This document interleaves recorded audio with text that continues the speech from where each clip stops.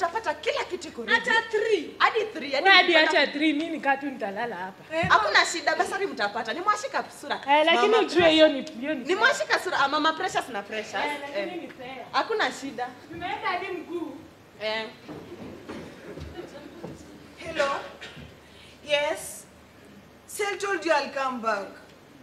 Naenda kuchukua. I need to meet a good friend of mine. Yes, wish me luck. Thank you, sawa. Come in. How are you, Mr. Man?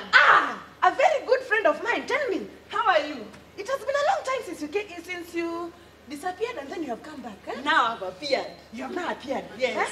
You are getting fatter and fatter. Thank you. I know. I can see. Nowadays we swim in money.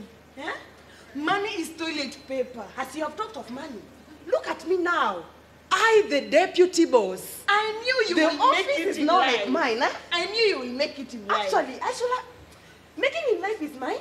Is your priority. Kabisa. So, let's talk business now. I'm here so that tumekuja kuongea ile business yetu sasa. Biashara. You should have said mapema, Yes. Tell me about that. I'm here for the bursaries. Kama ni basari, don't worry.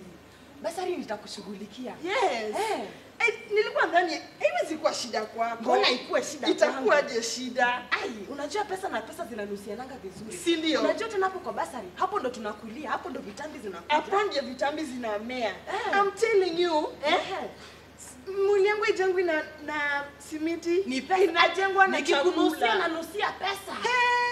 Now, na bado. So, actually what we'll do, I'm going to, let me just send you 10. I need you to apply 10 names in that application, okay? Okay, don't worry. There they go. Okay. And also, situonane masaa, let me rush for a meeting, then we shall meet. Sawa? Okay, don't worry. I knew you're a very good friend of mine. Very good one, yes. Nice doing business with you, Mr. Man. Don't worry about it. Okay. Okay. See you later. Okay. Leo ni leo. Leo ni leo. Nakwambia leo leo ndio leo. Muongo. Mom anaenda kutupia basi ule jirani Sikufanya makosa kukubaia hii. Ona tu. Sisi akaangua nini akikomba. Nakwambia jirani nakwambia atashangaa. Alisema stenda shule. Alafu usome kwa bidii kwe kama hawa. Ona mjana gani nzuri. Mami nataka kukuaka. Kama ona tu lipstick. Mami nataka kukuaka dignitary. Ona. Mimi ndo nitakuwa na kapa. Hata hapa mbele, chezea tu hapa. Hapa ndo ona pesa. Yesu kupata hiyo opportunity. Hebu tuharakishe kabla akatae. Yes! Tunakuja na radio. Ni sisi. We mama, mko na wazimu? Ni sisi lakini. Nimewauliza mko na wazimu? Hapana boss. Mbona mmekuja katika ofisi yangu kupiga kelele? Si tumekuja ile. Mmekuja ile? Story. We mama, nimekuambia wazimu utapeleka huko kwa soko. Si hivyo lakini mama Precious na Precious. Ndio mimi, unanikumbuka? Nilikubai hadi chai. Hivi nyinyi maskini, mkisikia njaa mnaona mkuja hapa kwa ofisi kuomba chakula ama nini? Ni kama tumekuja late, that way amekasirika. Ametusahau. Lakini pole, nilikuwa nimeendea hii leso yangu mpya hii ya 500 tu. We mama, unajielewa kenye unasema? Ama inakuwa attract. Ametusahau mama. Ametusahau. Hii nguo yangu pia wewe ungesema tu ni smart sana. Mama unajua ama tufanye hivi. Tuende tuvae nguo tukao tumevaa. Jana ndo atukumbuke. Kama hii tapi yangu tu ni smart. Mama uone kwanza vile nakaa vizuri ametusahau. Hebu tuende lazima. Lakini ile so tu ni ya gold. Yes sir. Ni sisi lakini. Sisi. Young women, Me I don't and know you. what you are talking about. It's me, it's you. It's today tomorrow my daughter alinifundisha hiyo. Niwaulize. Yes. Mnajielewa kenye mnasema? Hapana. Mlikuja hapa jana, mlikuja wapi? It's yesterday is today. You told us to come. Mimi mwenyewe siko ofisini jana. It's today. Mnajielewa kile mnasema? Mama angemwambia mkumbushe mami tuli. Mimi nataka I don't know you. Will wipe your shoes. Haki nitakuoshea nguo. Mama ulinifunza kuosha nguo vizuri nitakuoshea nguo. Young women, I don't know you. Neither was I in office yesterday day.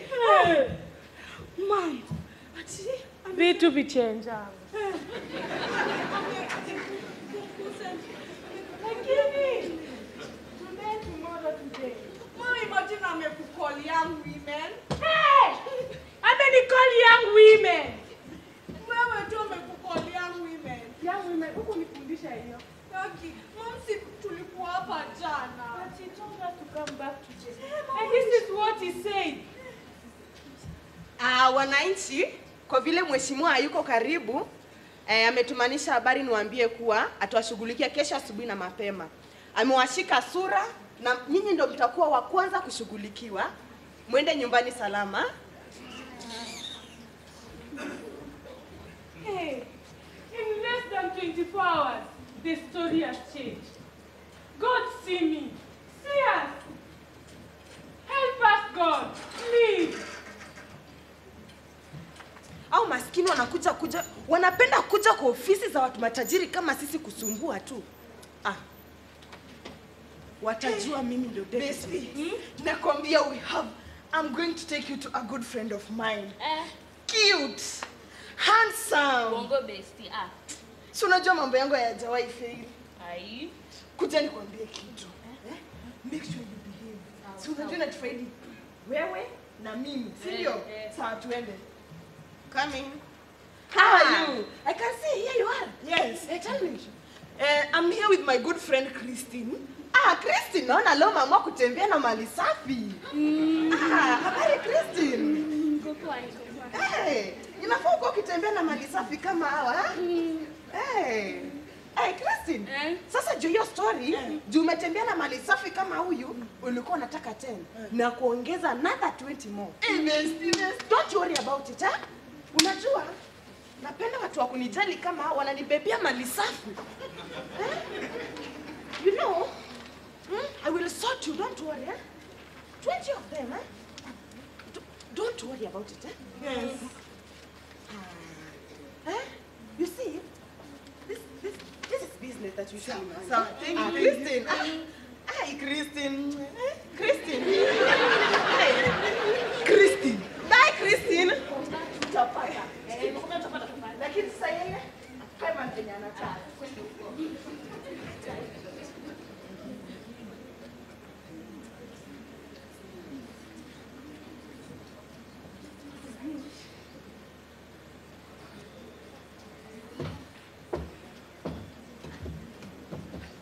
Mheshimiwa. Mheshimiwa. Mheshimiwa. Yes. Karibu sana ofisini. Yeah. I don't have enough time. I have to rush for a meeting, okay? Okay, Mheshimiwa. And if anyone comes asking for me, tell them to wait right here. Are we clear? Okay, sir. Right here. Boss! Mheshimiwa. Napenda kujiona ni kama wenyewe.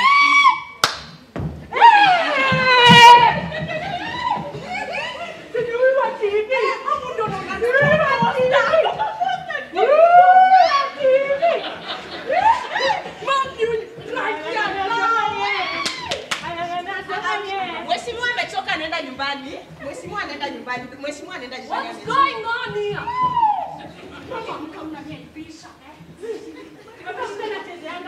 Mheshimiwa amechoka twende nyumbani. Mheshimiwa amechoka. Wait. Okay, calm down. What's happening? It's happening right now.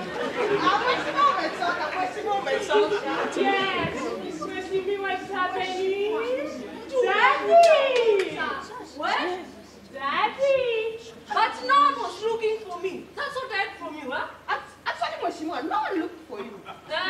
These people, I think they're mad. So No one looked for you. They fell from heaven and came here. Yes. Yes, Mheshimiwa, I think so. You are lying. Mheshimiwa na si hivyo tu, anauza bursaries. Dili meivana. Bestie, my good friend, I told you. Continue telling. I'm not telling you anything. I think we should believe him.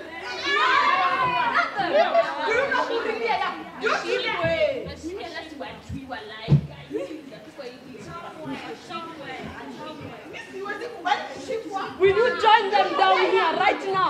But Mheshimiwa, why should I join them down? Huh? Mheshimiwa, acha nikwambie. Naona tulikuja na Max akatukulia fare na sisi ndo tunafai kumkulia fare. Akatukulia fare yetu tukatembea mguu mpaka kwetu uko mbali. Tati, acha nikwambie. Alinikulia fare. Hadi sikupele sio ingine akatukalisha. But Mheshimiwa, these people are lying. These people are actually lying. They're mad. You know, these poor people, how they... Keep quiet, poor who? Mheshimiwa, I have an objection. Woman! I said I have an objection. One more from you. Lakini Mheshimiwa, let me tell you something. Unajua pia maneno inafaa uele. Utaongeza kitambi siku gani Mheshimiwa? Not in my office. So this is what you've been doing, eh? In a public office. But Mheshimiwa, you were never around whenever the people needed you. No. They now see me as their boss. These people chose me, not you. Yes. And you should do the right thing even when I'm not around to look at you. Do you understand? A man of integrity. Is there a man who thinks that is better than me? Just because he has more? Do I think there is a man with that much hypocrisy? Sadly, yes. I would say that for sure. Remember, man is not measured by what he owns. He's measured by what he atones. Is there a man who thinks that he's any better? Just because where he was born or how he was raised? And then listen, if he is either cursed nor praised, they say, a man who walks alone in the dark does so because he hates being seen in the light. Thank you.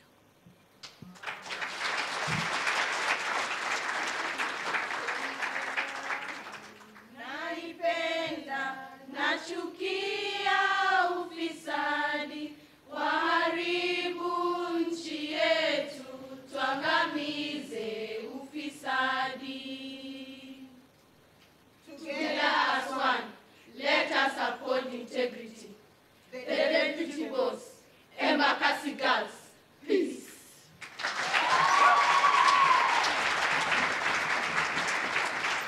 A better round of applause for Embakasi Girls for that amazing performance there. Thank you very much. And the wonderful voice of Tendai Sonia Santeni Sana. And I'd call upon Mr. Abdi Mohamud to take us through this final part of this segment. And then we get into what I call the Pictures Olympics. And we're in the finals now. When we launch, we'll be taking pictures back to back because the Auditor General has to see and prove that we were here. I know some of you have auditors at home. I will also help you to ensure that the pictures show you are here. Okay. Thank you. I think I'll be very brief.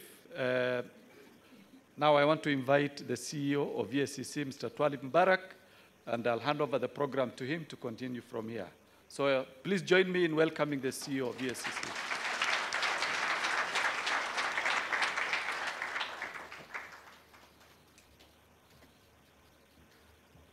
You will excuse me before the salutation. I want to make two disclaimers. One, I used to act in the school drama. Luckily, there were no smartphones because I was playing a very interesting role, which I will not wish you to know. The second one is, my daughter asked me, why do you carry this thing? And you're supposed to be technologically compliant. You should be with an iPad and not hard print. And I told her that I have one big weakness when I was in primary school.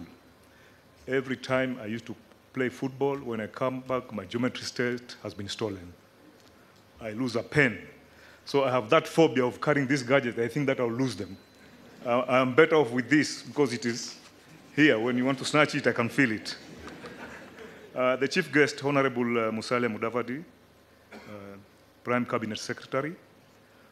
I will adopt the protocol observed. The list is long. I would like to thank you, sir, for honoring this invite. we didn't have to go through much protocol to get you. I just talked to your PA, your chief of staff, and within a short time, he told me, count it done. We really thank you, sir. Bishop Oginde, my chairman. The presence of all of you here, I don't see an empty seat. There are few. It tells you first that you respect EACC, and that's why you have honored this invite. Second is that you are keen on the importance on the fight against corruption. So I take this great pride to stand before you today in the official launching of our strategic plan of 2023-2028, which will guide us in the next 5 years.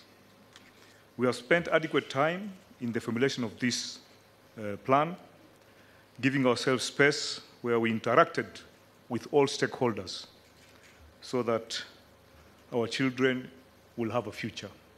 You've just seen from this drama, as much as it was very hilarious, this is what goes on in the public.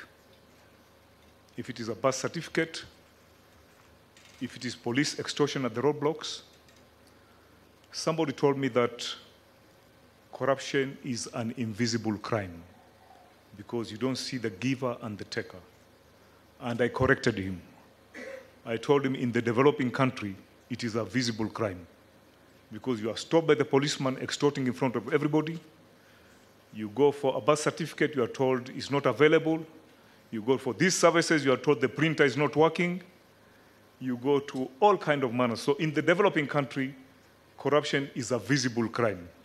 Maybe in the advanced country, because everything that is advanced, maybe even corruption is done in an advanced way.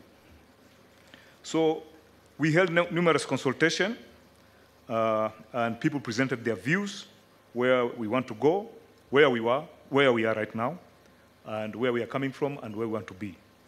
And we arrived that the main theme of this strategic plan will be an integrity and value-driven Kenyan society. So let's take this opportunity to thank each one and every one of you who participated in one way or another in the contribution of the realization of this strategic plan that today we are very proud we are ready for the launching. In particular, I also would like to thank the people who have partnered with us. And here I'm talking about the European Union and the United Nations Office on Drugs and Crime. We thank you, European Union. We thank you, UNODC. Your Excellencies, the plan comes with the 20th anniversary since Kenya signed and ratified the United Nations Convention Against Corruption, commonly referred as UNCAC, following its adoption by the UN General Assembly on 31st October 2003. That is, we are talking of next month, 31st October, we'll be marking 20 years. So in the last two decades, Kenya has covered a lot on the ground of its effort in the fight against corruption. Somebody may say this is subject to argument. One person asked me, what is the progress in the fight against corruption in Kenya? And I keep on referring, some of my colleagues know what I talk about. I say, look here, the clock has got several. There is the one for the hour, the one for the minutes, and the one for the seconds. Kenyans want to see the fight against corruption in the way the stick for the seconds move, because it's so visible. For our side, we say it is moving in the right direction, of course, at the pace of the stick for the hour. It takes time. You cannot see it visibly moving, but we are heading in the right direction. How do we go about it? We may have the best strategic plan on earth. We can have all the instruments, but I keep on saying that the fight against corruption is just like the way a human being manages a lifestyle disease, or the way our children get educated. And Professor Kiama is here. He will attest to that. You can have the best school, but a school depends on 4 factors. The parents or guidance, the guardian or parents, the pupil, the teachers, and the facilities. If you have the 4, you will have the best results. Likewise, for you to manage a lifestyle disease, there is the doctor, there's yourself, and there's the environment. The doctor will give you some pills and he will tell you, don't take this food, make sure you don't take a lot of salt. And then there's that self-discipline of yourself and those who live immediate family members. So if you're told don't take alcohol, and when you go home, the first thing you open the fridge is full of bottles of Tuskers and wine and whatever, you get tempted. So the people who stay with you contribute for you not to control that disease. So at a national level, in strategic level, let us look at the fight against corruption in the three main aspects, which I keep on talking about. It may not be in my speech, but I really emphasize that if we want to counter this monster called corruption, there are three main pillars. The political culture of this country must change. If for you to get a political seat, you must go on and bribe, use uncouth means, bribing, maybe you want to become an MP, you want to become a governor. The only sensible thing for that man when he takes over the office, he has three priorities. He will tell you, I'm bringing development. But in his heart, that person will have three priorities. One is to recoup what he has spent. Two, he has to accumulate for the next election. Three, if he's a strategist, he has to now think of how he can have extra so that in case he is not re-elected, he is safe, money-wise. So if that political culture of bribery and token is not going to end in this country, please don't make noise saying our politicians are corrupt. The politicians are a product of the society. It's not them. They don't drop from heaven. It's us who make them. Then we have a second option, that is the public. The public must change its culture. There was a time in this country where citizens decided to arrest policemen taking bribes. It was a short-term incident, but it happened, and policemen refused to take bribes along the roads. Today, they take it in the open, and even if they look at you and you have no problem, they'll tell you, mzee, hauna kitu kidogo tu uniangalie. And that matatu that is being stopped, it has an engineer, it has a professor, it has an ex-military officer, and we keep quiet. We don't make any noise. Our only noise that we have is to blame the police. I am not defending the police, but the police becomes a product of a rotten society. The last one, which I whispered to the Prime Cabinet Secretary, is about the institutions that we have. The institutions that we have must be strengthened. And I keep on taking pride that this country, if there's anything good about this country, is that this country has got a constitution that has established well-laid institutions that should function for the prosperity of this country. So that's what I'm talking about, that the strategic pillar must look at the political culture, and the public, they must change on how they do their business and their support, and then we look at institutions, that is the judiciary, the ODPP, the Office of the Auditor General, and all other groups. So what are the other things that we need to do? If you look at this strategic plan, we are talking of building resilient, strong, and functioning institutions. We are talking of EACC, ODPP, OAG, judiciary, and others. Let us not keep on complaining, saying the judiciary is not working. The judiciary is not working because there's a problem on the other side also. Maybe there's no seamless flow of activities. Why is the police not working? There's a problem. Why is the EACC not meeting the expectation of the public? There's a problem. Why are the laws having a deficit, that they are not conducive to the prosecution of corruption cases? There's a problem. Now, that's the role of the politician. But let us not do pinpointing of saying the problem is EACC, the problem. The Auditor General has said, you don't blame the EACC that Kenya is corrupt because EACC is not working. EACC is one of the components of the process of fighting corruption as a main agency. But there are other factors that in this strategic plan have been considered, and we are looking at the media, a robust and free media that inform the citizens about what is going on in the country, and informed and engaged citizenry who proactively participate in governance process, what I've talked about, the political culture. Then we are talking of setting an ethical tone at the top. And we are very happy. As CEO EACC, I can attest that we are very happy. The president is very open on the issue of the fight against corruption.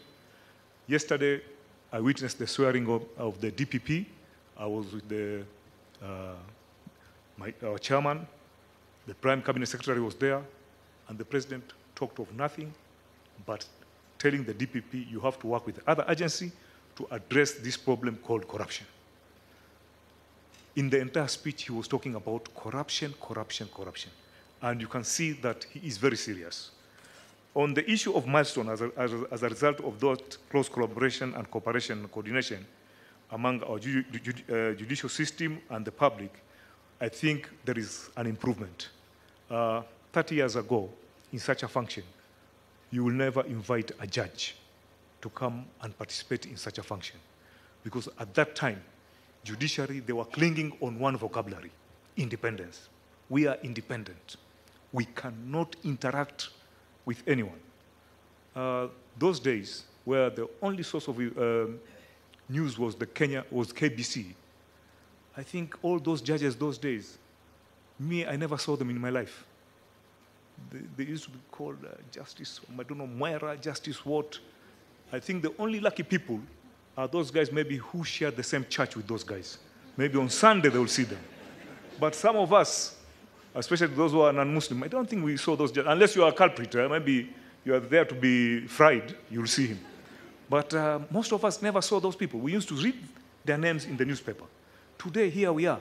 We are inviting a judge who comes and gives a speech, and we are talking of interdependency.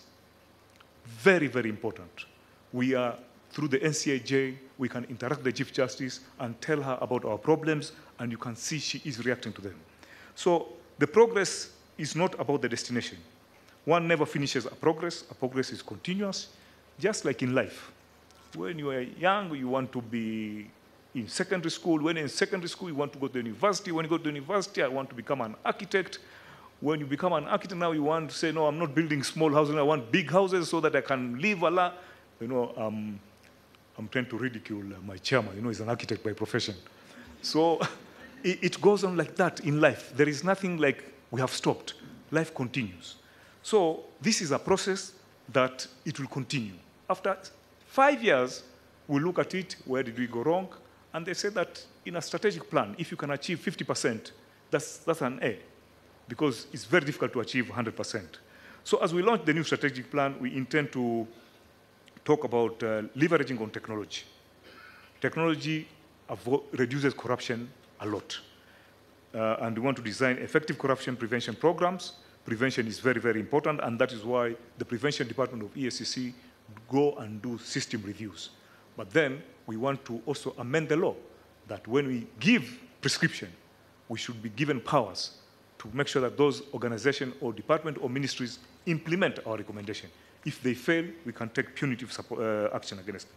Then we are talking of enlisting support from the citizen, and the 4 pillars, somebody has talked about them. It's about law enforcement, promotion of ethics and integrity, prevention of corruption and ethical practices, and education and public awareness. I trust that this strategic plan will inspire each one of us. After all, it is our collective responsibility. I just whispered to Prime Cabinet Secretary that on the government side, Your Excellency, one way of addressing this issue of corruption every day where you hear there are problems here and there, institutions must be strengthened. We have an established workforce of 1,500 people approved by the Public Service Commission. Today we are about 790. In the last 4 years, there has been no tangible increment of our budget that will allow us to absorb more staff to fill that establishment.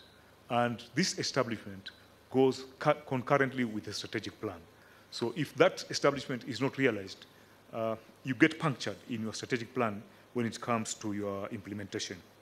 And Your Excellency, I can assure you of our commitment and dedication to execute our mandate in line with our core values of fidelity to the law, integrity, teamwork, innovation, professionalism and courage. Sir, being one of the senior politicians in this country, there has always been noise that when we sometimes nab some powerful people, the next thing is that we are being misused politically. EACC is a very neutral, professional organization that works within the law, and we do carry out our mandate in a very neutral way without any political interference.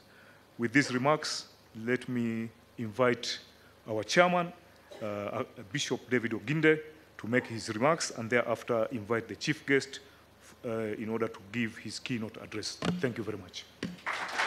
Thank you very much. Another round of applause for the CEO of the EACC, Asante San. And I'd like to recognize the presence of Honorable Jane Jerry Maina, Kirinyaga Women Representative, and the JLAC representative as well. Thank you for making time. Thank you. I greet you all. Good afternoon. Prime CS, our chief guest, and all the very special guests who have been invited and honored our invitation. We want to appreciate and acknowledge all of you for taking your time to come and be with us this afternoon, actually this day, as we launch this strategic plan that is going to help us and guide the work that we do at EACC. I've only been a few months in the office of the chair of the Ethics and Anti-Corruption Commission,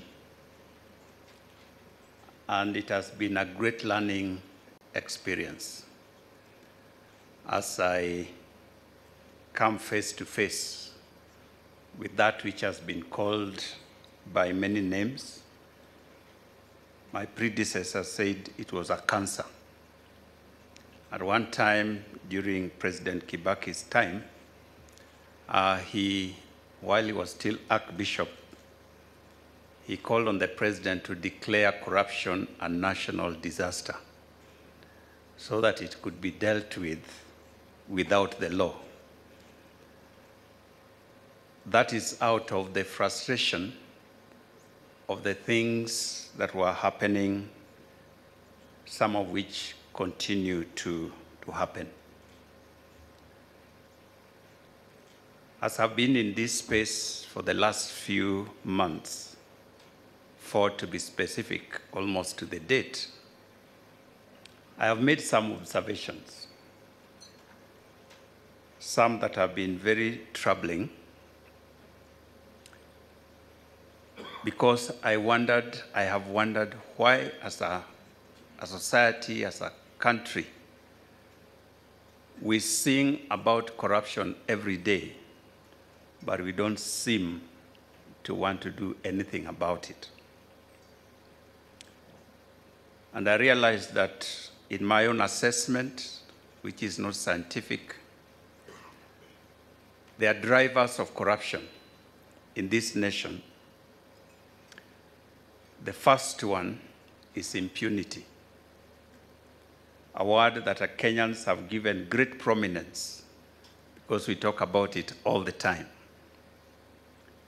Impunity are men and women who have been given positions of authority, of power, of leadership to help guide this nation to the place where it will deliver for the people of this nation. But instead of doing that, they use that power, that authority, that space to steal the resources with wanton abandon, believing or knowing that there is nothing you can do to them. And so they do whatever they please because of the positions that they hold. And so I have come across in my short while in office cases of men and women who are in such places, but you can see they are using those offices, whether small or big, to steal from us. A second group of people are men and women who are simply greedy. Some of them have no office in government. Some of them have proxies in government. But these men and women are filthy rich. They are well-resourced. They have money. They have property. They have wealth. But they are not satisfied. So they're looking for more. And they will look for every opportunity to steal from the public, sometimes using proxies, sometimes directly. When you look at them, you wonder, what more do you want? You already have more than most Kenyans. So why are you putting your hands into the pot where all of us would like to eat from? It is greed. And these men and women, I hope none of them is sitting here with us today. Some of them speak very loudly on why we should fight corruption. Sometimes now, from the inside, I know that that person, we have a file on them. But they're the ones who are making the loudest noise. Corruption should be fought in this country. Sometimes I feel like, should we start with you? Greed. The third is what our CEO has talked about. We as a society, we seem to be encouraging the culture of corruption, such that 4 months ago I was appointed as chair of the EACC. Now people believe that I am swimming in money and they want a bit of it. So since that time, I'm receiving invitations to fundraisings. Men and women whose children cannot go to school are sending me requests. In these days of WhatsApp groups, I'm being invited to this one and the other one because of a funeral, because of medical expenses, and so on. If you happen to join because you want to participate in supporting this person, if you give 2,000 shillings, it's like chair of the commission. How can you give 2,000 shillings? They expect 20,000, 200,000, and so on. And this piles pressure on those who have been given positions of leadership in the country, because to meet these demands, it is beyond the resources that they have. And I think there are some people who get involved in corruption simply because of the pressure that we as ordinary Kenyans have piled upon them so that they can meet our insatiable desires for support. It is a vicious cycle because the people who steal from us are what make these people to be poor, unable to meet the needs that they have, and therefore have to look up to those of us who are in positions of responsibility. The fourth thing that I have noticed is that Kenya as a country, whereas we are greatly religious, particularly Christian, in the last census, this country was, the number of people who identified themselves as Christian was 86%. But we do not see that translated into our day-to-day living. And so there's a godlessness that has come upon us that has led us to the place where we are, where we do not think twice about the consequences of engaging ourselves in evil. We do not fear God. It is in this regard that in the new strategic plan, we have set a bold strategic goal to eradicate corruption and to promote high standards of integrity and ethics in our country. Whereas this may sound idealistic, it is set against a backdrop of several factors. I'll mention just a few because of time. One is because the aspiration of Kenyans is to have a corruption-free and ethical society. And is clearly reflected in our Constitution, where a whole chapter is dedicated to seeking that we live an ethical, transparent, and accountable life. So Kenyans expect no less.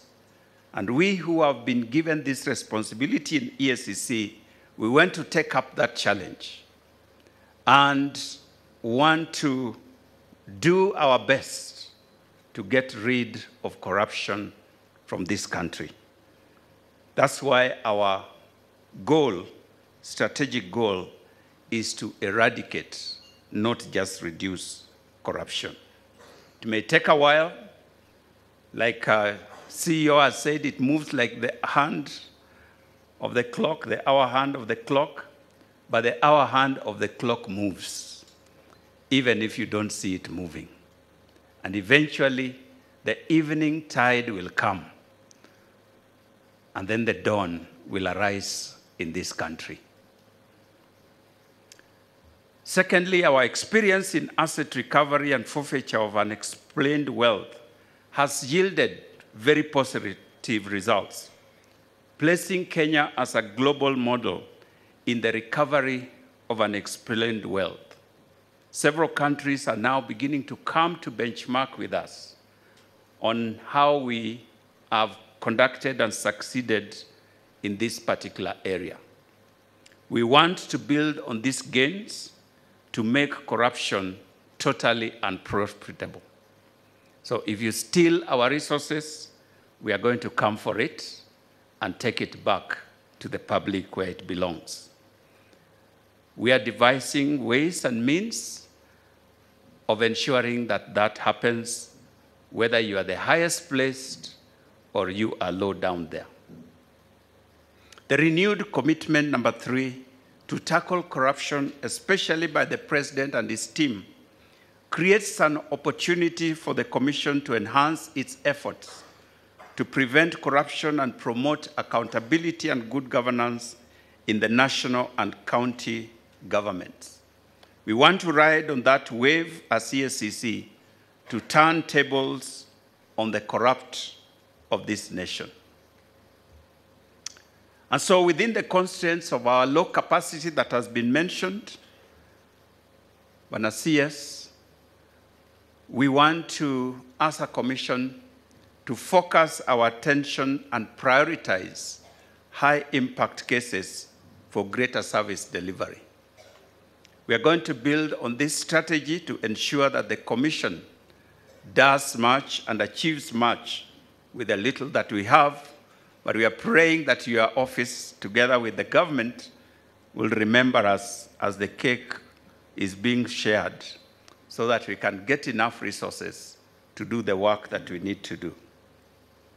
Our anti-corruption efforts, therefore, are going to be focused on highly influential persons and highly exposed individuals.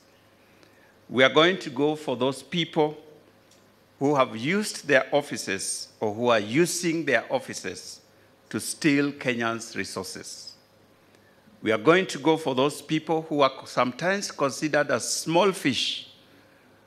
But once upon a time, I went and I saw this small fish. It's called piranha. Some of you have heard of piranha. The piranha is a very small fish. It is not found in our country, but I saw it in a different country. And they had this big tank where they had a few piranhas. You drop a piece of meat, 1 kilo, 2 kilos of meat, it doesn't hit the bottom of the tank. It is finished within a few seconds. Small fish are dangerous. So when you see us going for small fish, know that those people are dangerous. They are like the piranha. They eat our resources in small pieces, but which adds to a lot of volume. So we are going to go for those men and women who we consider small, who are highly exposed. You will know that recently we were dealing with a case of a Nairobi City County official who earns a meager 20,000 shillings, but who has assets worth 700 million. How does one possibly make that? I am a bishop and I believe in miracles. But that's more than what Jesus did. So we'll simply ask him to tell us the kind of miracle that he created to be able to gain that wealth. And if he can't explain it satisfactorily, we will assume that he has taken that which belongs to the people of Kenya. We are going to enhance our value-based training and education so that what our students have shown us here can be multiplied across so that Kenyans can be informed about what is happening. I want to call upon my fellow religious community members, some of who are here, from whichever religion you come, to take a deliberate focus on teaching our members, whether on Sunday or Friday, or Saturday or whichever day you meet, on the seriousness of unethical behavior and especially stealing our resources. The probability that these thieves are sitting in your congregation is very high. Because if we are 86% Christian, and we are also 86% corrupt, guess who is stealing? So let us use our pulpits, let us use our platforms to speak to our members to desist from using corrupt means. It is unfortunate, but there are some obstacles that stand against us in our fight against corruption. One is the politicization of the war against corruption. When a politician is being questioned, leave alone being arrested or convicted, just being questioned about possibilities of engaging in corruption, that political party rises and to say we are being targeted. When this person was stealing, unless you are saying that as a party you sent him to steal on your behalf, which then we would have to deal with, allow this person to answer the questions that we are asking. If they answer correctly and we are satisfied, we will let them continue to serve your party. But let us not politicize the war against corruption. We will not succeed. Zero tolerance means that we will not tolerate corrupt people in our tribes, in our parties, and in any sector of society. The slow enforcement of processes that involves a lot of challenges and financial and human resource capacity is something that, again, we would want to be helped in order to deal with.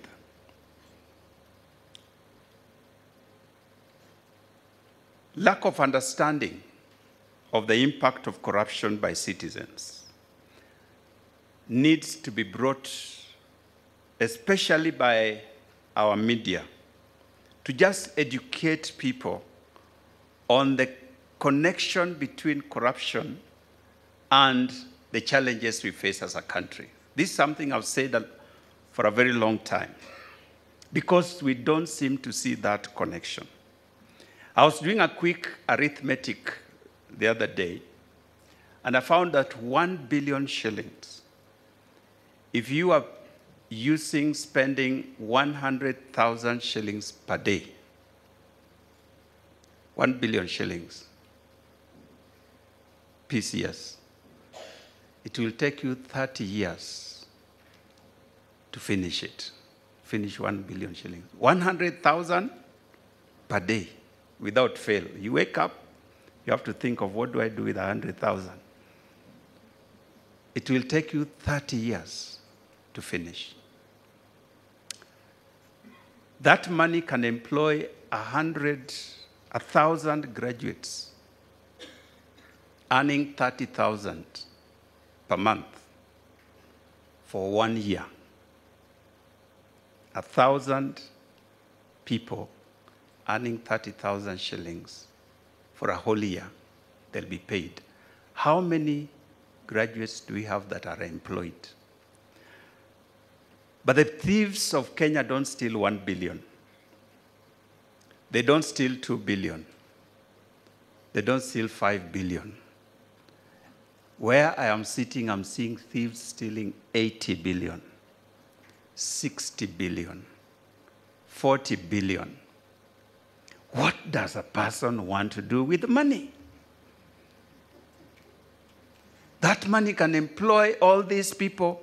Did you see when we were recruiting, KDF was recruiting the other day?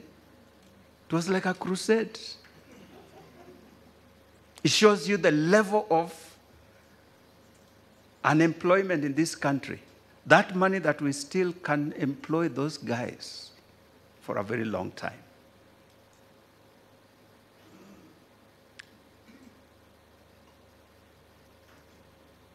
EACC recently recovered a piece of land, 60 acres on Mombasa Road. I've said this before, but let me say it again. We went there recently, just about last week or the other week, to just see this piece of land. We found that the government is already putting there low-cost, high-rise, low-cost housing. Beautiful. That is going to host thousands of Kenyans. But 5 individuals had taken it for themselves. 60 acres, prime property at Panari here on Mombasa.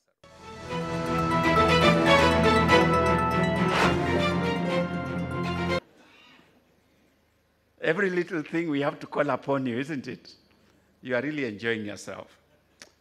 Our chief guest, Your Excellency, we want to call you at this point to come and speak to your people. Thank you very much once again for honoring our invitation. Ladies and gentlemen, let's rise together as we welcome our Prime Cabinet Secretary to come and address us at this point. Thank you very much, ladies and gentlemen.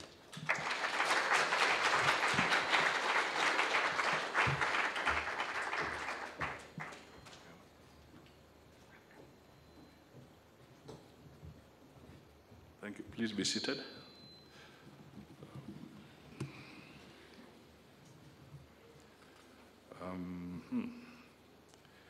Well,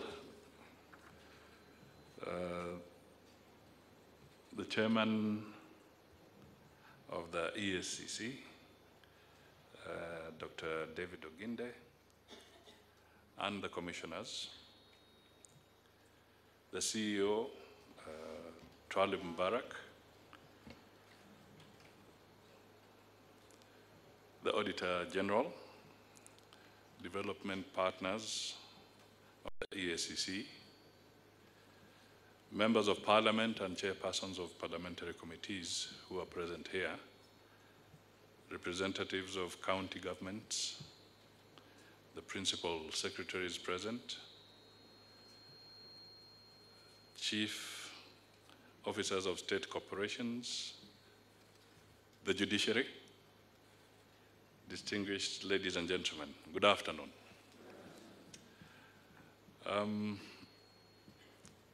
When the CEO sought me out that I should spare some time and come and be with you on this very important occasion, it is true I did not hesitate. I knew that this is a very serious engagement. And it is an issue that we must all unite so that we can tackle with absolute resolution together as a collective and in our individual corners. So I said, I will be here.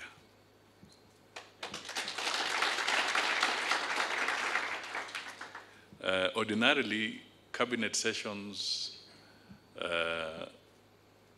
take precedence over all other things. We had a cabinet committee. I went there and I said that seeking the permission of the chair, that let me go and also deal with this particular item, because we as an executive must also send a clear message that we are in solidarity with all institutions that have been placed within our country to fight against corruption. Let us show solidarity with those institutions. And that is why I say that I hope my presence here will underpin that very message, that we must work together to deal with this menace, corruption.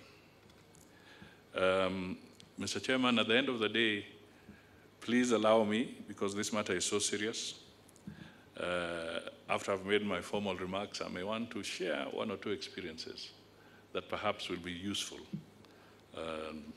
to those who will be listening to us on this particular day.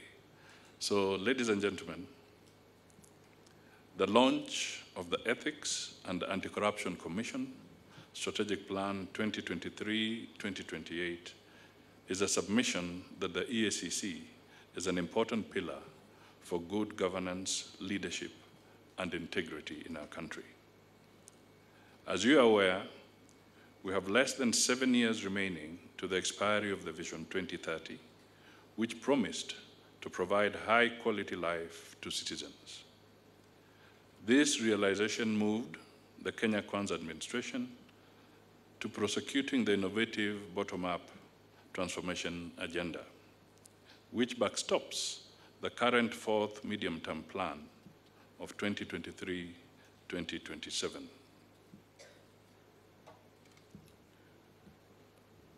The bottom-up economic transformation agenda targets transforming Kenya through growing agricultural production, transformation for inclusive growth, micro, small, and medium enterprises, housing and settlement, healthcare, and digital, superhighway, and creative industry. Better aims to revitalize our economy through a value chain approach. And this is why it is an economic transformation agenda. The targeted sectors are those that will have the most impact in reducing the cost of living, eradicating hunger, creating jobs, expanding the tax base, improving foreign exchange balances, and stimulate inclusive growth. Better aims to rationalize resource allocation by eliminating wastage of resources occasioned by duplication, fragmentation, and ineffective coordination in the implementation of programs and projects. His Excellency the President has continuously reiterated that our administration's objective is to achieve the highest levels of efficiency and effectiveness in the delivery of public services. This cannot be achieved if we are tolerant of corruption and unethical conduct. Let me touch on the legal regime against corruption.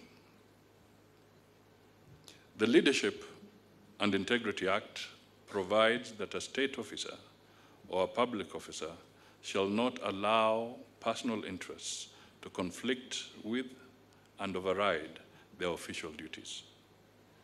This act creates the EACC oversight standards of integrity and ethical conduct of not only the leadership of the Commission, but also demands that the Commission does not allow state officers to disregard the values, principles, and requirements of Chapter 6 of the Constitution in the discharge of their duties. The Commission of one of the privileged is one of the privileged independent commissions under the Constitution. This independence guarantees is meant to protect the public against the lethargy by the Commission under the excuse of interference. Indeed, Article 251 of the Constitution of Kenya is clear. You cannot disband the Commission at whim. Further, should you want to entertain the luxury of removing a commissioner, you must go through the rigors of presenting a petition to the National Assembly, setting out the alleged acts or facts constituting that ground. In turn, the law gives the Commission no room to wriggle out of enforcing its mandate. I have laid out the above background because corruption poses a severe existential threat to our aspirations, and all agencies charged with preventing it must now be put on red alert. You must ask yourselves why corruption thrives in our midst despite the taxpayer footing the bills of many anti-corruption agencies. Research indicates that corruption undermines development and service delivery by diverting development resources to personal gain of a few individuals. Loss of tax revenue, increasing the cost of doing business, and therefore deterring investments, distorting public expenditure and allocation of talent, reducing economic efficiency, and slowing down administrative processes. All these drags and makes the implementation of government policies and programs a most odious, ineffective undertaking. I confidently speak to this because I have been a victim of this maleficence in the setting up of the office of the Prime Cabinet Secretary. But we should never hide behind the knowledge that corruption is a global disease that does not spare any country regardless of its level of development. Despite that, we must also not be blind to the fact that allegations and charges of corruption now play a more central role in politics, economics, and social life than any other time. And the speakers before me have really given very, very clear and varied examples. Governments have fallen.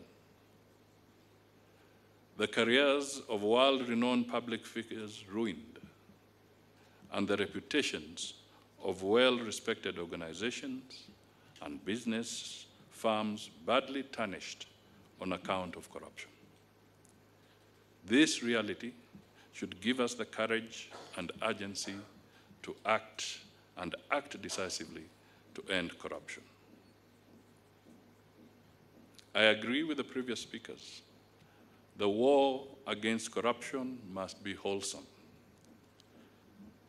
Considering that a corruption-free society is a recipe for immense economic growth and generations of prosperity, we must develop a culture that snubs corruption, a generational culture that rebukes corruption and values and rewards honor, dignity, and integrity.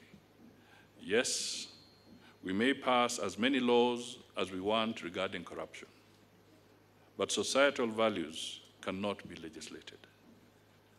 The constitution of our moral fiber is learned and instilled in our psyche by early socialization. If we must have a national culture that respects values of integrity, we must take the bull by the horn early enough by weaning our children against the corrosive influences of corruption. And the adult called corrupt must get the message that our war against corruption is not a phase. It is becoming entrenched as a way of life, and that our society will no longer tolerate it. The Kenya Kwanza government is aware that it cannot achieve the better agenda if corruption is allowed to thrive. Both the national and county governments bear the consequences of corruption. The war against corruption is about strengthening governance systems in both levels of government in order to seal corruption loopholes and resource leakages. Where do we begin? First, by ensuring that our anti-corruption watchdogs are themselves corruption-free. Second, by insisting administrative offices don't nurture corruption in opaque, inhibitive processes. Third, by not condoning or excusing corruption in workplaces.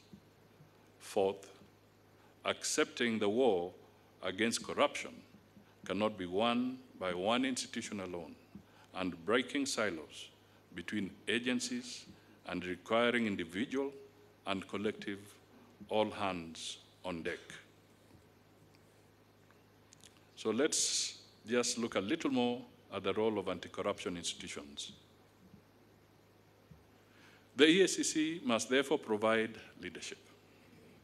Citizens and the agencies that have mandates to fight corruption must coalesce around EACC because we all are responsible for ridding our country of this scourge. We all must participate in changing society values so that the corrupt will have nowhere to run and hide.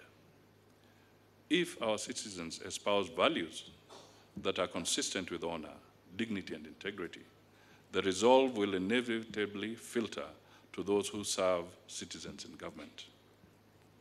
A key partner in the war against corruption in the parastatal sector is the Inspectorate of State Corporations. I am pleased to inform you that under its new domicile in the Office of the Prime Cabinet Secretary, the Inspectorate is undergoing a comprehensive revamp and rejuvenation to strengthen its capacity to take on corruption and misappropriation of funds in state corporations. This rejuvenation is not a symbolic posture or gesture. We mean business. The revamp is our firm declaration of commitment to upholding integrity, transparency, and accountability in state corporations. It is part of the assignment of my office to restore public trust in government institutions, even as we shape a culture of accountability. Under the provisions of the State Corporations Act, Cap 446 of the laws of Kenya, the Inspector General Corporations is vested with extensive powers that include the authority to call for and inspect all relevant records, documents, and premises of state corporations, as well as attend their meetings if necessary. Furthermore, the Inspector General Corporations possesses the authority to disallow unlawful expenditures and surcharge individuals responsible for unauthorized or negligent actions. We are now actively engaged in holding accountable those individuals within state corporations who engage in malpractices. One of the most critical powers vested in the Inspector General is, of course, as I said, the authority to surcharge. Regrettably, because this authority has not been used for years, it has contributed to the inactivity of the State Corporations Appeals Tribunal. The tribunal has been non-functional due to the expiration of the tenures of the chairman and members. I am happy to announce that the tribunal will shortly be operationalized. In this regard, I assure the country that surcharges will soon be part of the arsenal of weapons in our war against corruption.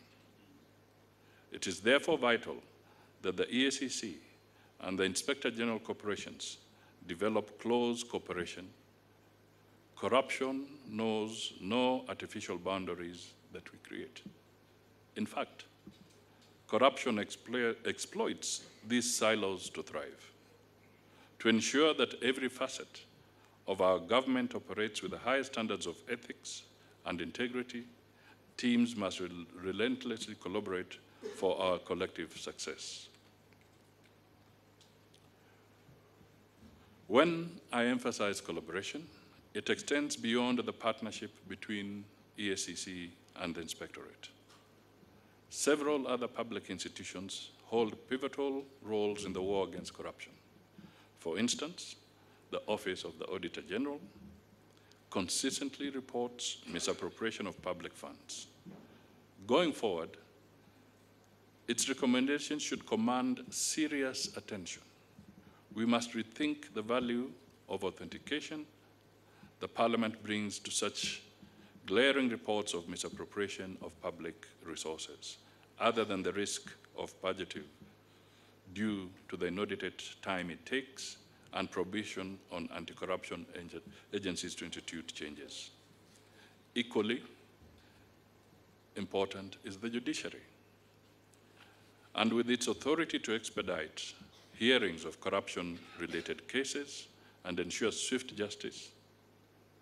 Additionally, the National Police Service and Directorate of Criminal Investigations form our frontline forces in this battle, wielding vital investigative and enforcement capabilities.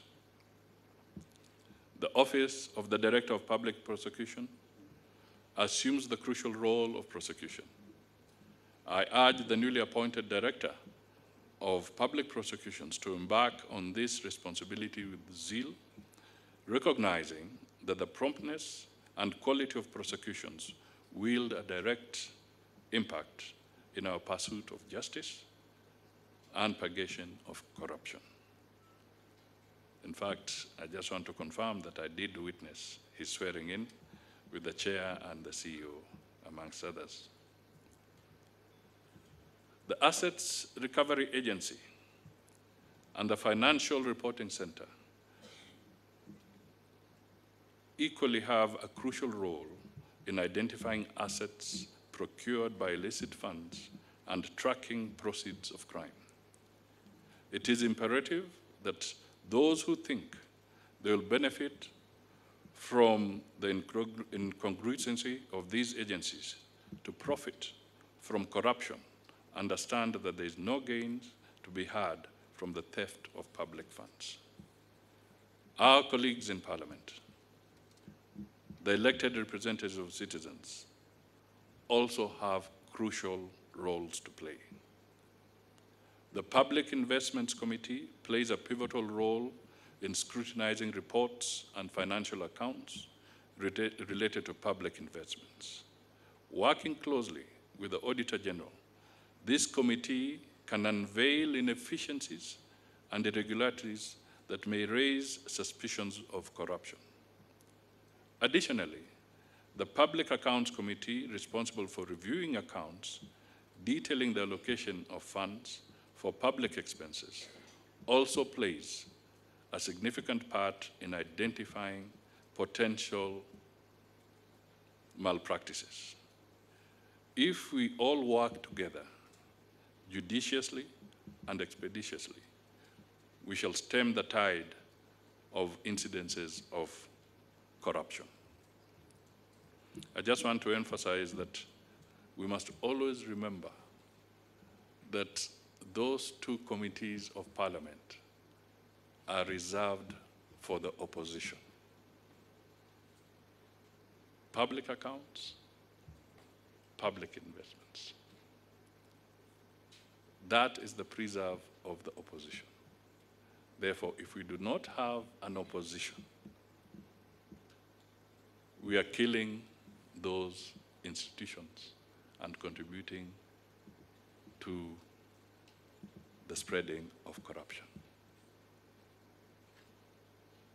Therefore, when the President made a specific petition to Parliament that it is absolutely essential that we institutionalize the whole structure of opposition in Parliament, he was actually sending a very strong message that if we tamper with that, we'll be undermining the Constitution. So that is why the conversation going on is important, so that we can institutionalize opposition as it should be.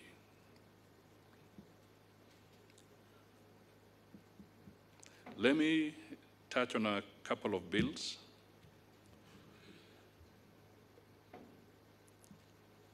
Parliament should fast track the Conflict of Interest Bill 2023. This is one particular area which has a significant impact on corruption that I am requesting the National Assembly to look into.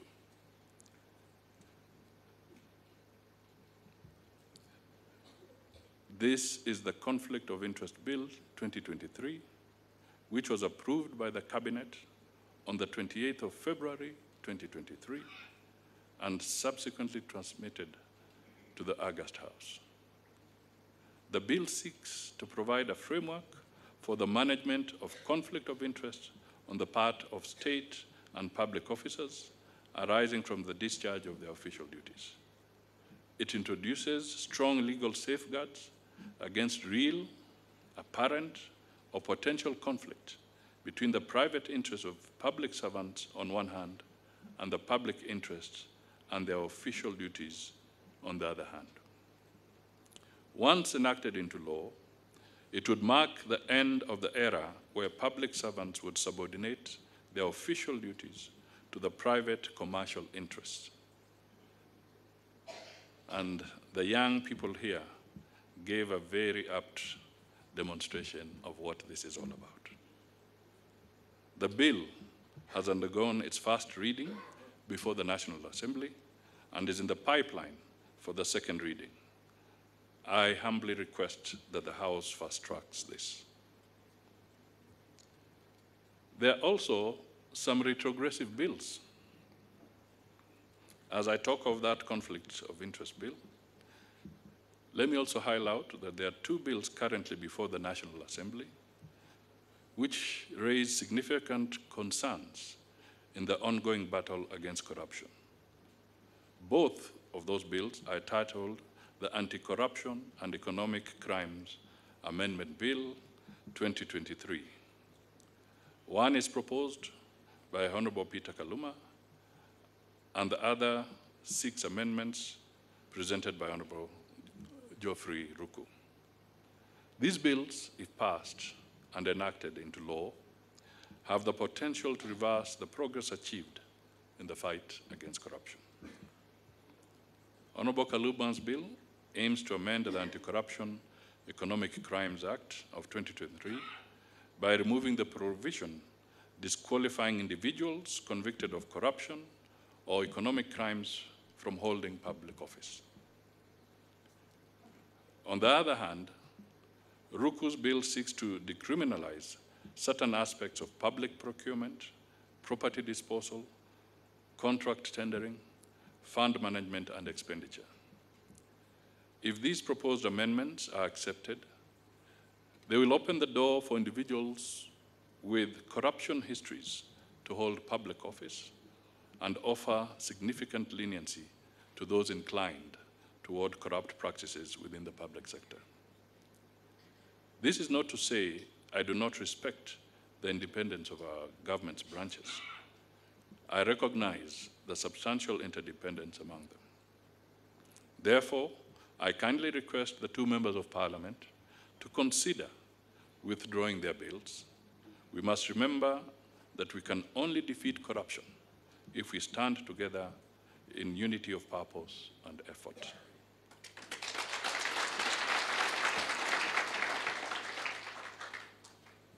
Resources for the EACC.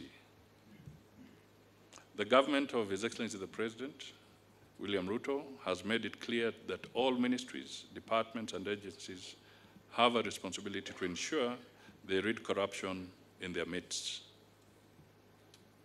But while we actively pursue those engaged in corrupt practices, we must equally dedicate efforts to preventive measures knowing that prevention is better than cure. We must enhance and sustain transparency and accountability through strengthening systems, policies, and procedures of work in all public institutions. This will ensure that institutions and workplaces are free of corruption loopholes and risks. Our citizens must also be fully engaged in the fight against corruption by first and foremost saying no to corruption, and secondly, reporting corruption to EACC whenever they witness it. Citizens must also understand that one of the most effective ways to contribute to the fight against corruption is by electing leaders of unwavering integrity to public office and ensuring that state officers are not only qualified, but also maintain their suitability throughout their tenure. Consequently, the government will provide ample resources to empower the Ethics and Anti-Corruption Commission to effectively implement the civic preventive strategies outlined in the strategic plan.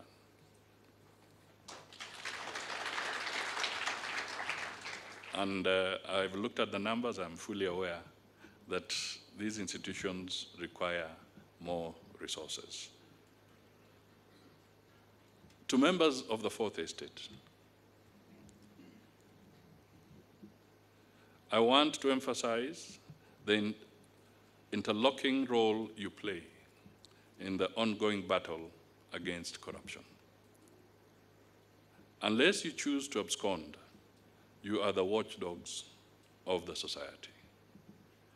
You have the power to change attitudes, share vital information, and shine a light on corruption in all its forms. By exposing wrongdoings and holding the corrupt accountable, you inspire citizens to adopt a culture free of corruption. Your investigative reporting and deductive truth shine a veneer of legitimate concern in our collective efforts to foster transparency and integrity in our great nation. Let us work together to build a Kenya where honesty and integrity prevail and where corruption finds no refuge in propaganda.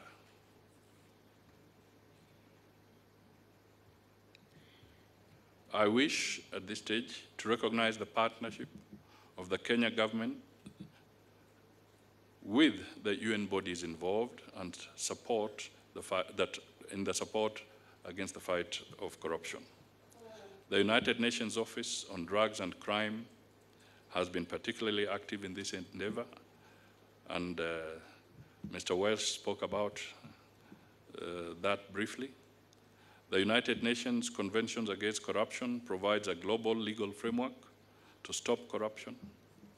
State parties to this convention are expected to cooperate in every aspect of the fight against corruption, including prevention, investigation, asset recovery, and the prosecution of offenders. States are also required to act in the private and public sectors and to promote the work of civil society in this area. Kenya will continue to domesticate all provisions of the convention to ensure that we have a robust policy, legal and institutional framework that will systematically tackle corruption. Now, let me come to one of the bills that was referred to.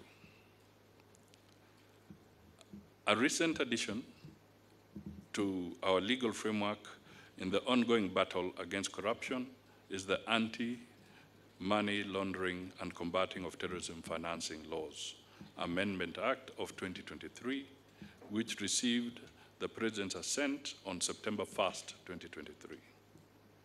This act brings significant improvements addressing the existing limitations in our fight against money laundering and terrorism.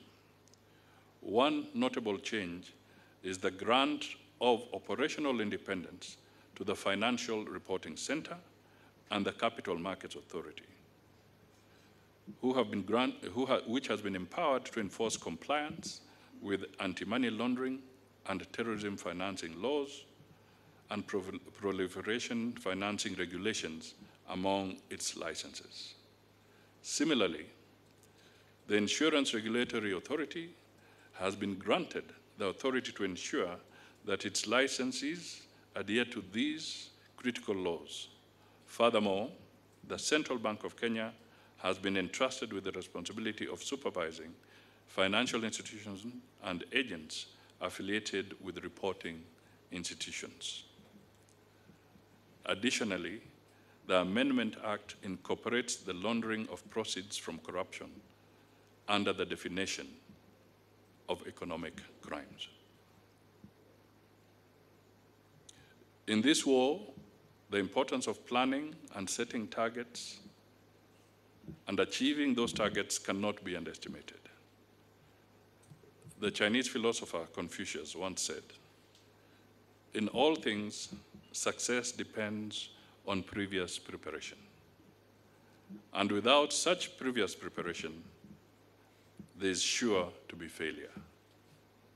I therefore commend the EACC for establishing an elaborate war plan against corruption. With a plan, one prepares, studies challenges and weaknesses, and understands what it is that must be done in order to succeed in the war against corruption. Corruption erodes the very foundations of our society, hindering progress and prosperity, and I must reiterate that the war against corruption must also take a whole of society and a whole of government approaches through the collective action of both state and non-state actors. Whole of society, whole of government, and I want to add one more, open government. This unity of purpose is a concept we must fully embrace in our battle against corruption. We are all stakeholders in this fight: government institutions, civil society, the private sector, and every citizen. By standing united, we send a clear message that corruption will find no refuge in our land. Together, we can create a future where honesty, integrity, and accountability prevail. In this war, there can be no room for fear or favor. The EACC is an independent commission, and it has a solemn duty to pursue justice without hesitation or bias. No individual, regardless of their position or influence, should be considered a sacred cow, immune to accountability. The EACC must investigate and prosecute cases of corruption without prejudice, upholding the law for all citizens. Allow me to reiterate our commitment to eradicating corruption from our great nation. The launch of this strategic plan should not be just a formality. It should be the plan to action, the unwavering dedication to a Kenya free from the shackles of corruption. I extend my gratitude to the Ethics and Anti-Corruption Commission for their selfless, tireless efforts to fight a very evasive enemy, and urge them to still forge ahead with determination. Together, we shall overcome this menace and build a brighter future for all Kenyans. So, Mr. Chairman, bear with me, because this matter is so serious that I thought I should spend some very critical time talking to it. But before I declare the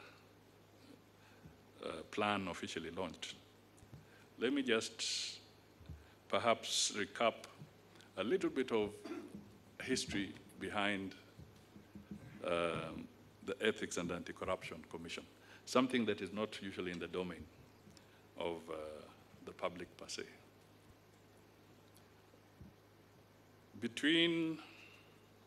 1993 and 1997, when I was the Minister for Finance.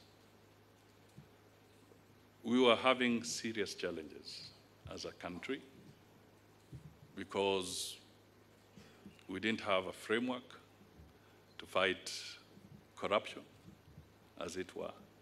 This entity was non-existent, and there were a lot of issues.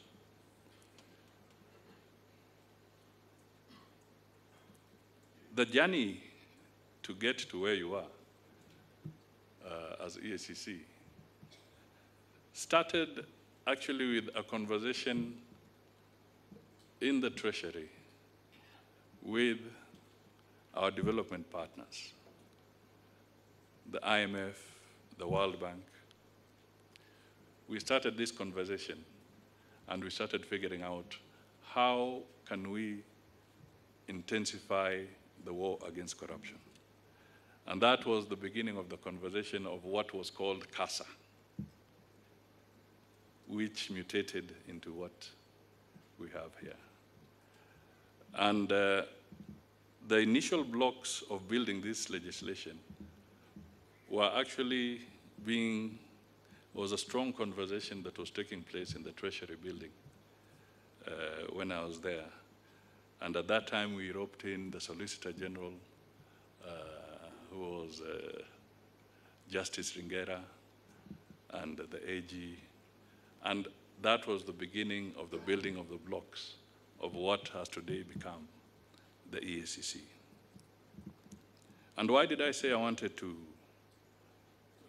have a few minutes after this to bring out some of these things? It's because even then, it was not easy to actually get the political buy-in for those initial steps of legislation. We had many battles at cabinet level at that time to try and get the draft, the initial bill that went to Parliament, go through cabinet. Because as the late Anyona said, corruption is like a hydra.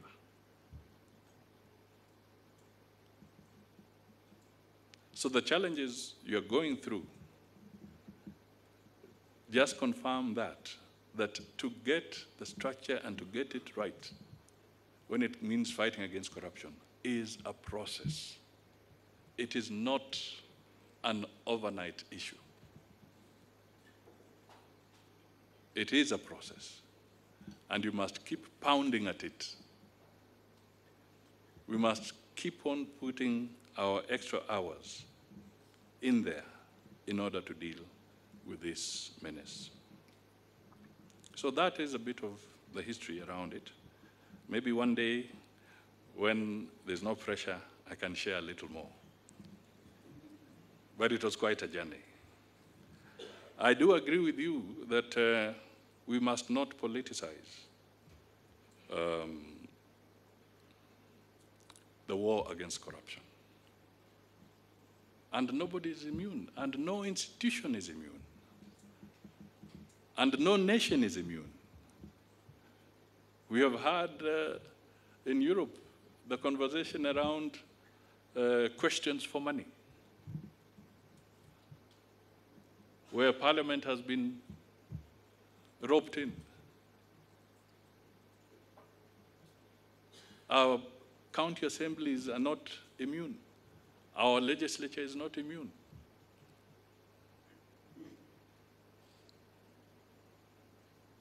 Sometimes you might think it's madness, but there's method in it. When somebody knows that EACC is investigating, somebody then files a petition in Parliament on a similar thing. It's not accidental. It is designed to confuse the process so that the investigative agency is slowed down from pursuing what it should be pursuing. So that one can say, wait a minute, you can't pursue this, it's before a committee of Parliament. So there are intrigues. And all these intrigues, we all have to work together and see how we can resolve them. We have seen very strange examples.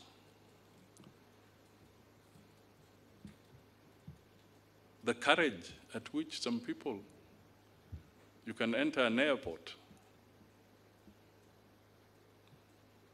the front line, the front door of a nation, and you find there are some officers there who have no shame.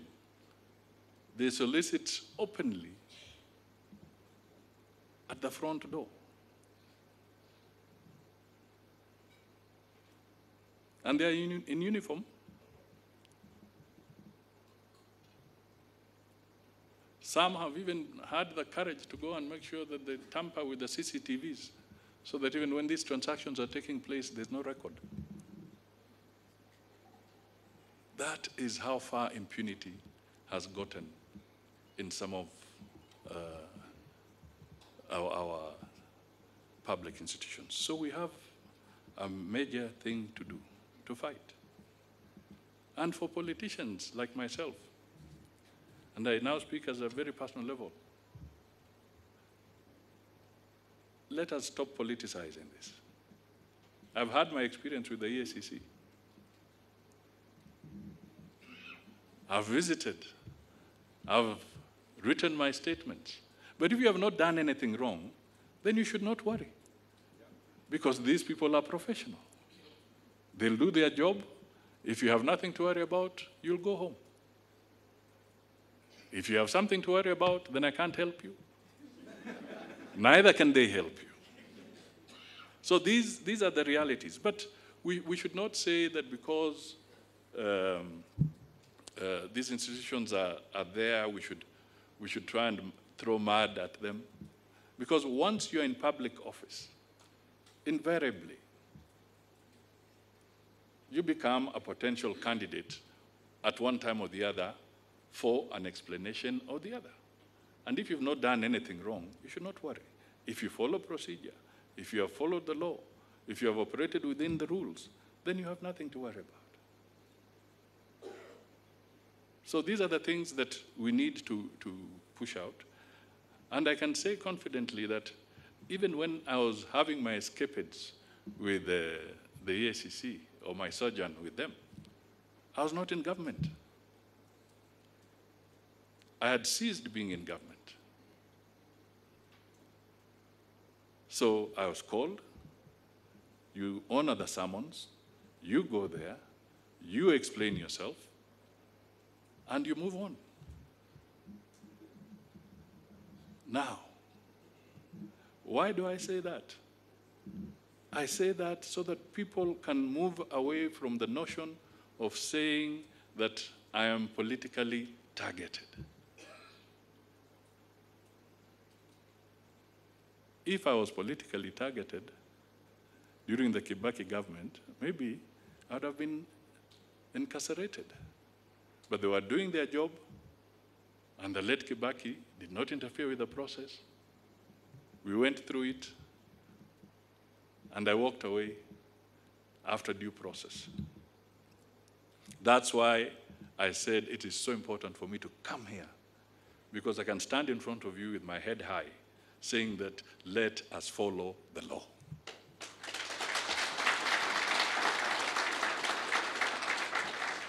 So I really want to encourage you and to tell you, do what you have to do now and tomorrow and the day after, without any hesitation whatsoever, because you owe it to Kenyans, you owe it to the young people who are here. We must get them jobs, we must get them a better life, and we can only do that if we can slay the dragon of corruption.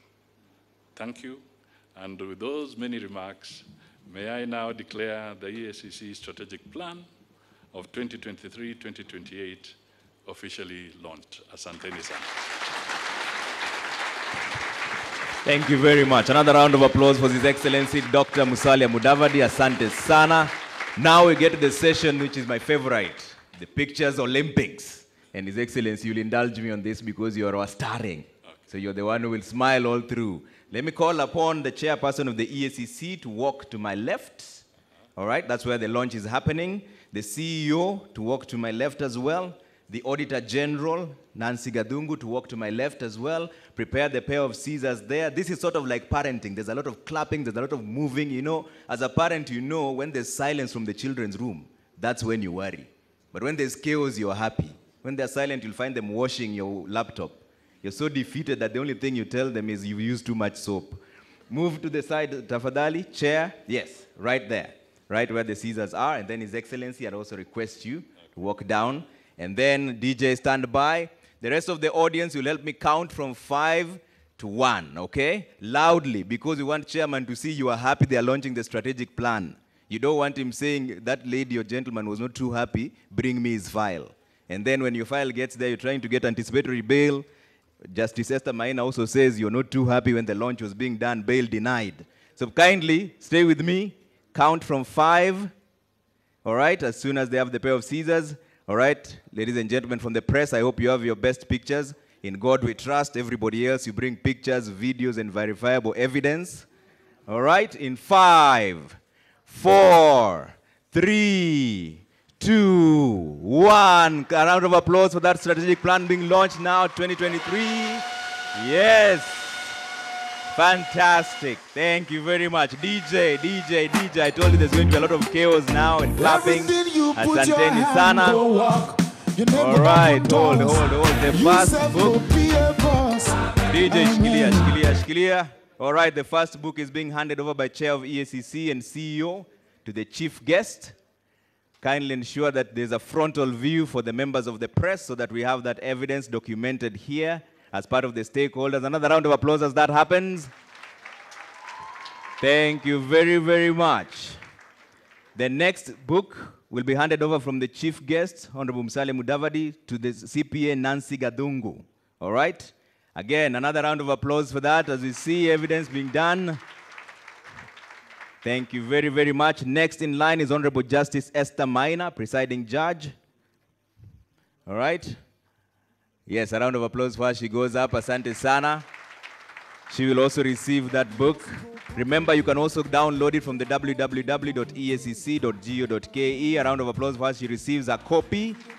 As you receive your copy, kindly come up to the podium because we're going to take a picture from here. All the recipients, kindly walk up to the podium. We're going to get a group picture. Next one is Mr. Andrej Simek, Deputy Head of Delegation of the European Union to Kenya. Another round of applause for him as he gets his picture. Justice Esther Maina, kindly just walk up, including CPA Nancy Gadungu. Just walk up. We'll take a group shot from there. A round of applause for him. As soon as you receive your book, kindly just walk up to the podium for a group photo. Let me get some 4 seats over here for the group shot. Next is Neil J. Walsh, Regional Representative, UNODC. A round of applause for him as he gets his copy. We will all have our copies at the end of it all. Ensure you're facing the journalists to make sure that they have a picture of you receiving that book and that you're happy. The strategic plan has been launched. As soon as you do that, kindly walk up to the podium. Next is the Principal Secretary, is present here, Honorable John Lekakeny Ololtua, PS Tourism. Where are you? PS Tourism. And Anne Wangombe, Performance Management and Delivery Services, Office of the Prime Cabinet Secretary. Yes, kindly walk up and receive a copy of the book, evidence that you have one, and then walk up to the podium. Next is the Governor's Representative, Deputy Governor Kitui, His Excellency Augustine Wambua. Where are you? Walk up to receive your book as well, and then walk up to the podium for a group shot. Representative of the Office of the Director of Public Prosecutions is up next. Where are you? Let's make this really quick because I know the Prime Cabinet Secretary has a very tight schedule. Representative of the National Assembly, JLAC, that is Honorable Jane Njeri Maina, Woman Representative for Kirinyaga. Round of applause for her, she goes up. Let me get some seats over here so that we get a quick shot. All right, they prefer to stand, that's all right.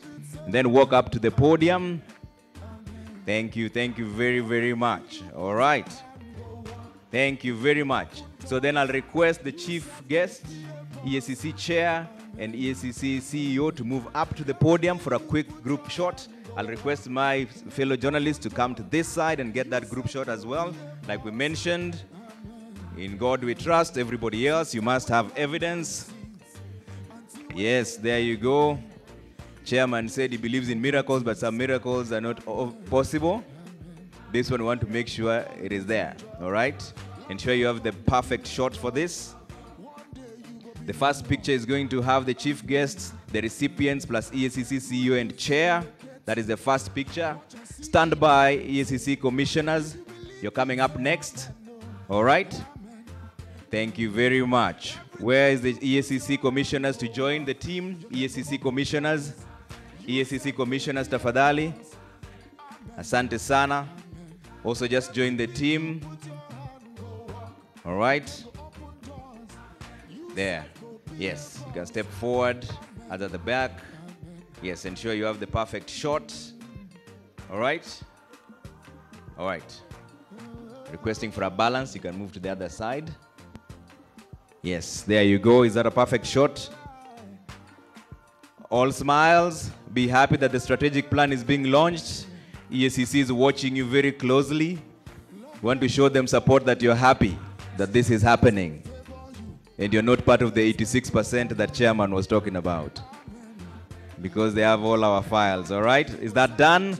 Can we have the commissioners plus EACC directors and the deputy CEO plus the chair, technical committee, and the deputy director research to join the team for pictures as well. All right? We can, if you're not going to be able to do that, recipients should come down now. All the recipients of the book, because we're running out of space, yes, kindly step down. And then we have the chief guest, EACC chair, CEO, commissioners, plus EACC directors, chair technical committee, deputy director research, and the deputy CEO EACC. All right? If I've mentioned your name, kindly come up to the podium so that we get that perfect shot. And stand by. Dr. Monica Muiru for a vote of thanks, stand by. All right, kindly just spread out so that we have the perfect shot. Journalists are requesting that you move to this other side so that we have that shot. All right. Thank you. Again, all smiles. Face front, all smiles. DJ. I meant continue. DJ, all right. Thank you very, very much. All right. Now I'd like to have the chief guest, the CEO, the chair, to hand over a gift. The CEO and the chair to hand over a gift. Everybody else, we request you to take your seats. There's a gift that is being handed over to the chief guest by the EACC CEO and the chairperson. This gift has been vetted, the taxes have been paid, it is declared, everything is okay. It is the clock. Brilliant. All right. Now let's take that picture. All smiles, face front. Asanteni sana. Dr. Monica Muiru, stand by. Vice Chairperson EACC for a vote of thanks. I request you to take your seats, tafadhali, for a quick vote of thanks. All right. Where is Dr. Monica Muiru? Dr. Monica Muiru for a quick vote of thanks. All right. Thank you very much.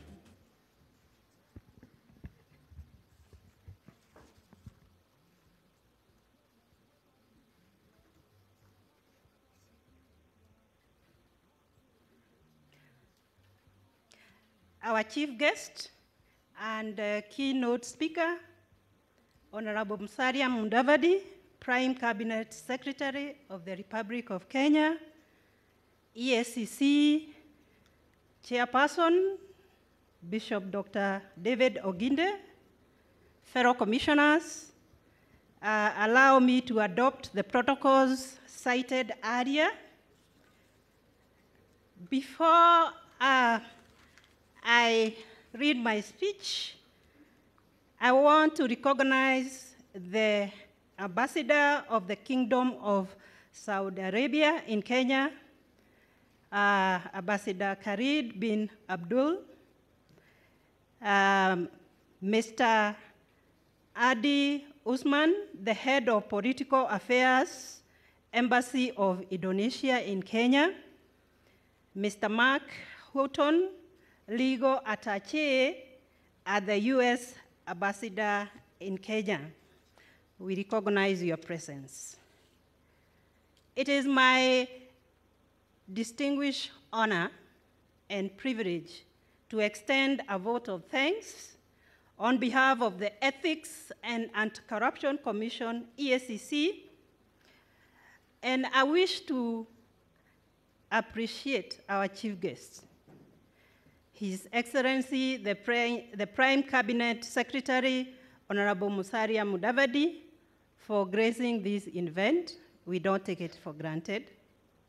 We appreciate your in-depth and profound message on the fight against corruption.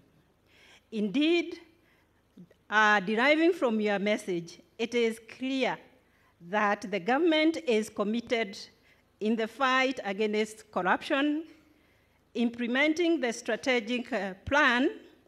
We assure you that as a commission, we will aim at actualizing our mission of an integrity and value-driven Kenyan society.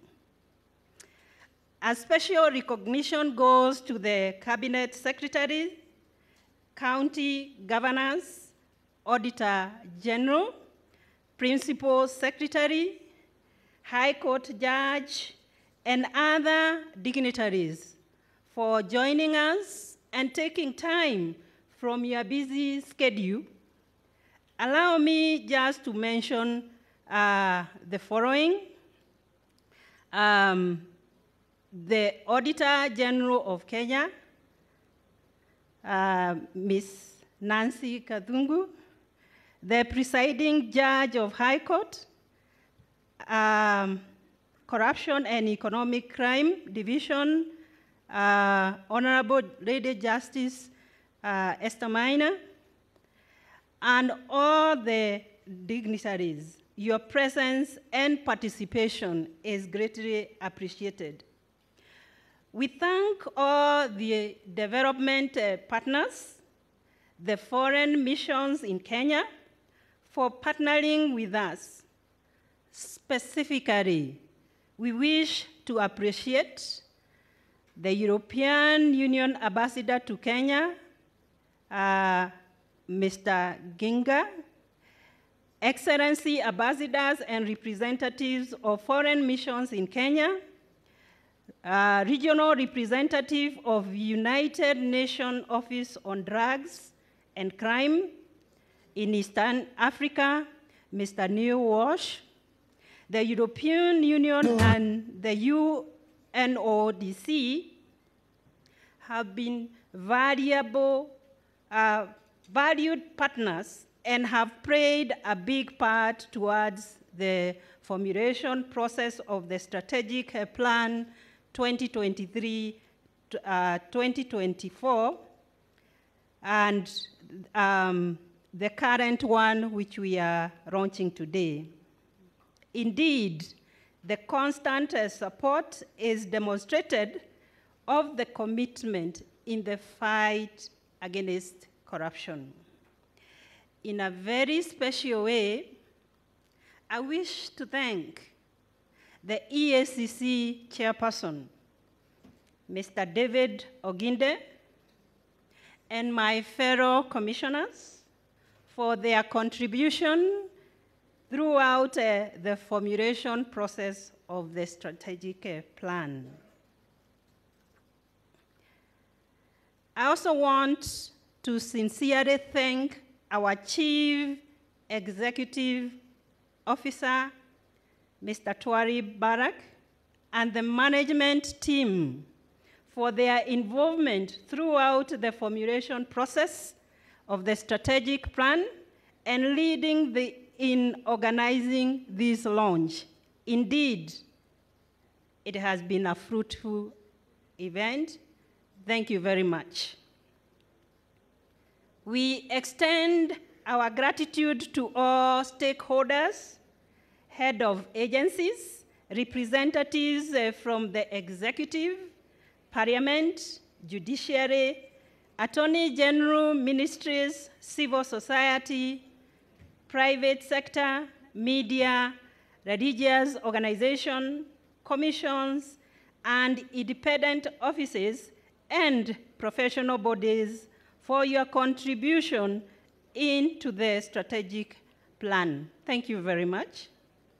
Participants, I thank the thousands of Kenyans who have followed this event through the various media platforms. We continue to seek support of the public in the fight against corruption and the promotion of ethics and integrity in our society. We wish to sincerely thank the members of the Fourth Estate for the live broadcast of the event and for continuously partnering with us in the fight against corruption. I also want to thank the pupils who are here. I think they have disappeared. Oh, they are there. Thank you very much. We need to straighten the tree when it is still young. So your dreams are valid. I also want to sincerely appreciate the EACC member of staff for their commitment to implement the strategic plan of 2023 to 2028. I wish God's grace as you discharge your responsibility. Finally, we thank the KICC management team and staff for hosting us and facilitating us warmly. It is highly appreciated. Thank you very much. May God bless you. Enjoy the rest of the afternoon.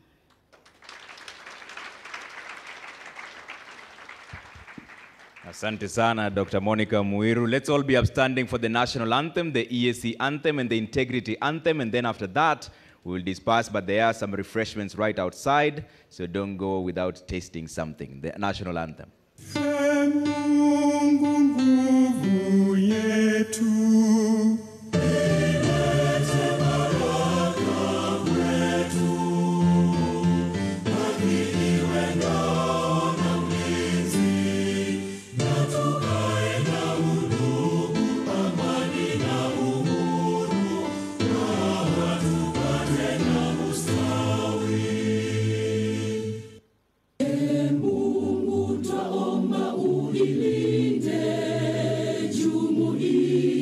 Afrika Mashariki, tuwezeshe kuishi kwa amani, tutimize na malengo yetu.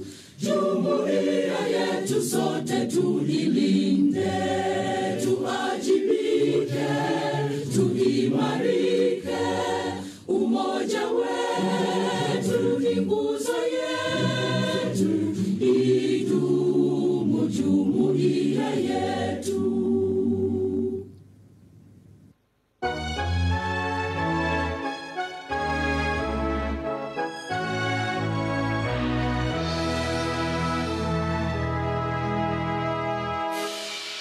Kenya yangu naipenda, nachukia ufisadi, waharibu nchi yetu, tuangamize ufisadi.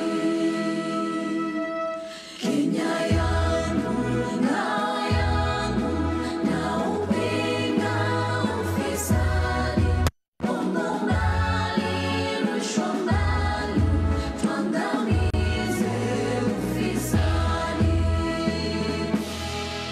Ndugu yangu wananchi, tudumishe maadili, tufanyapo kazi zetu, tuangamize ufisadi. Tuna nia na sababu na uwezo nazo mbinu, tuungane sisi sote, tuangamize ufisadi. Tuna nia na sababu na uwezo nazo mbinu, tuungane sisi sote, tuangamize ufisadi.